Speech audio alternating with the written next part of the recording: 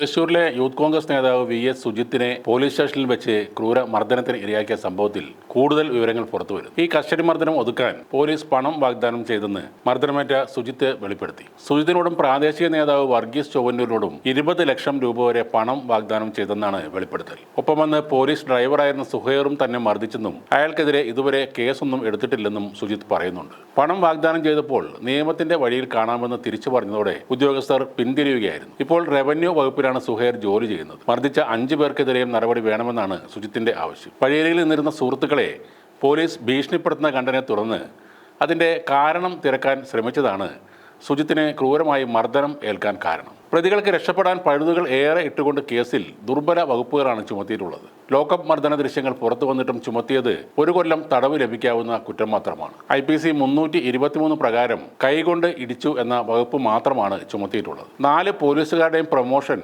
3 വർഷത്തേക്ക് തടഞ്ഞു. അതേപോലെ തന്നെ ഇൻക്രിമെന്റും 2 വർഷത്തേക്ക് തടഞ്ഞു. അതുകൊണ്ട് ഇനിയൊരു വകുപ്പ് തല നടപടി സാധ്യമല്ലെന്നാണ് പോലീസിന് ലഭിച്ച നിയമോപദേശം. തുടർ നടപടി കോടതി തീരുമാനപ്രകാരം മതി എന്നും പോലീസ് വ്യക്തമാക്കുന്നു. അതേസമയം കേരള പോലീസ് തന്തയില്ലായ്മയാണ് കാണിക്കുന്നതെന്ന് യൂത്ത് കോൺഗ്രസ് നേതാവ് അബിൻ വർക്കി പറഞ്ഞു. സുജിത്തിനെ മർദ്ദിച്ച 4 പോലീസുകാരെയും സേനയിൽ നിന്ന് പുറത്താക്കണമെന്നും റീൽസ് എടുത്ത് സമൂഹ മാധ്യമങ്ങളിൽ നന്മമരങ്ങളായി പെരുമാറുന്ന പോലീസ് ഉദ്യോഗസ്ഥർ സ്റ്റേഷന്റെ ഉള്ളിൽ നീചന്മാരായി പെരുമാറുകയാണെന്നും തോന്നിയാസത്തിന്റെ അങ്ങേയറ്റമാണ് ഇവർ കാണിച്ചതെന്നും അബിൻ പറഞ്ഞു. കുന്നംകുളത്തെ പോലീസ് CCTV ദൃശ്യങ്ങൾ വളരെ ഭയാനകമായ കാഴ്ചയാണെന്നും കേരളം ഇതുവരെ കാണാത്ത ദൃശ്യങ്ങളാണെന്നും അബിൻ വർക്കി പറയുന്നു. സുജിത്തിന് ഭാഗികമായ നീതി മാത്രമാണ് കിട്ടിയിട്ടുള്ളതെന്നും മണ്ഡലം തലം മുതൽ പ്രതിഷേധം സംഘടിപ്പിക്കുമെന്നും അബിൻ വർക്കി പറയുന്നുണ്ട്. കുന്നംകുളം പോലീസ് സ്റ്റേഷനിലായിരുന്നു യൂത്ത് കോൺഗ്രസ് നേതാവ് VS സുജിത്ത് ക്രൂര മർദ്ദനത്തിന് ഇരയായത്. സംഭവത്തിന്റെ CCTV ദൃശ്യങ്ങൾ ഇന്നലെ മാധ്യമങ്ങൾ പുറത്തുവിട്ടിരുന്നു. ഈ സംഭവത്തിലായിരുന്നു അബിൻ വർക്കിയുടെ പ്രതികരണം ഉണ്ടായത്. അതേപോലെ CCTVയിൽ കാണുന്നതിന് പുറമെ തന്നെ കെട്ടിടത്തിന്റെ മുകൾ നിലയിൽ കൊണ്ടുപോയി മർദ്ദിച്ചുവെന്നും സുജിത്ത് പറയുന്നു. ചുമരിനോട് ചേർത്തിരുത്തി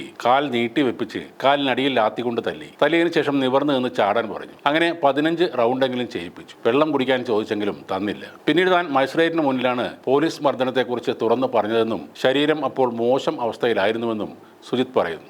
എന്തായാലും ഈ തെളിവുകൾ അടക്കം ക്രൂരമർദ്ദനം വെളിവായിട്ടും ഒരു ശക്തമായ പ്രതിഷേധം പോലും നടത്താൻ കോൺഗ്രസിനോ യൂത്ത് കോൺഗ്രസിനോ കഴിയുന്നില്ല എന്നത് അങ്ങേയറ്റം ദയനീയമായ ഒരു കാര്യമാണ്. ഓണമൊക്കെ അല്ലേ, അതൊക്കെ കഴിഞ്ഞ് പതുക്കെ നോക്കാം എന്നാണ് കോൺഗ്രസ് അണികളുടെ മനോഭാവം. അല്ലെങ്കിലും വെള്ള കതറിൽ അഴുക്ക് പറ്റുന്ന ഒരു പരിപാടിക്കും കോൺഗ്രസോ യൂത്ത് കോൺഗ്രസോ ഇറങ്ങാറില്ല. അതാണ് സത്യം. വേണമെങ്കിൽ വലിയ പ്രശ്നങ്ങളൊന്നുമില്ലാത്ത ഭാരത് ജോഡോ യാത്രയോ വോട്ടർ അധികാര യാത്രയോ ഒക്കെ ആകാം എന്ന നിലപാടാണ് മിക്ക അണികൾക്കും. കൂട്ടത്തിൽ ഒരുത്തനെ നിർദ്ദയം തല്ലിച്ചതക്കുന്ന കാഴ്ച കണ്ടിട്ടും ഓണം ആഘോഷിക്കാൻ പാഞ്ഞു നടക്കുന്ന കോൺഗ്രസുകാരുടെ അവസ്ഥ പരിതാപകരം തന്നെയാണ്. ഈ സ്ഥാനത്ത് CPMോ BJPയോ ആണെങ്കിൽ ആ മർദ്ദിച്ച പോലീസുകാരൻ്റെ വീട്ടുപടിക്കൽ വരെ പ്രതിഷേധം ഇപ്പോൾ എത്തിയേനെ. കോൺഗ്രസും യൂത്ത് കോൺഗ്രസും എപ്പോഴും പരിഹാസ്യരായി മാറുന്നതും അവരുടെ ഈ ആറ്റിറ്റ്യൂഡ് പ്രശ്നം കാരണമാണ്. അവരെ കാണുമ്പോൾ പൊതുജനങ്ങൾ ചിരിക്കുന്നതും ഇതുകൊണ്ട് തന്നെയാണ്.